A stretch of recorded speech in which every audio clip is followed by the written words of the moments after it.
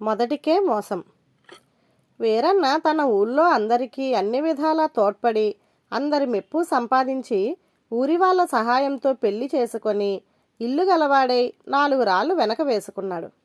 అయితే ఒకరోజు దొంగలు పడి వీరన్న ఇంట్లో పూచిక పుల్ల కూడా మిగల్చకుండా పూర్తిగా దోచుకుపోయారు.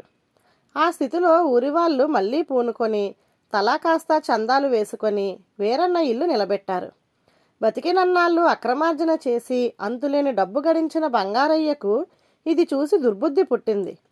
ఒక రాత్రి తమ సొత్తు యావత్తు ఊరి వెలుపల చెరువు దగ్గర పాతిపెట్టి బంగారయ్య అతని భార్య తెల్లవారగానే తమ ఇల్లు దొంగలు దోచారు అని శోకాలు మొదలుపెట్టారు.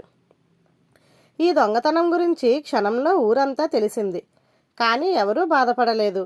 బంగారయ్య ఏనాడు ఎవరిని ఆదుకున్నాడు గనక అందరూ సానుభూతి చూపారు గాని ఒక్కరూ చిల్లిగవ్వ కూడా ఇవ్వలేదు. అందుచేత బంగారయ్య దంపతులు అమావాస్య రాత్రి తాము పాతిన సొత్తు తవ్వుకొని తెల్లవారే లోపల మరో ఊరు వెళ్ళిపోదామనుకున్నారు. కానీ అకస్మాత్తుగా గ్రామాధికారికి కొంతకాలంగా అనుకుంటున్న గుడి పని ప్రారంభించాలని, చెరువు దగ్గర గుడి నిర్మాణం జరగాలని నిర్ణయం కలిగింది.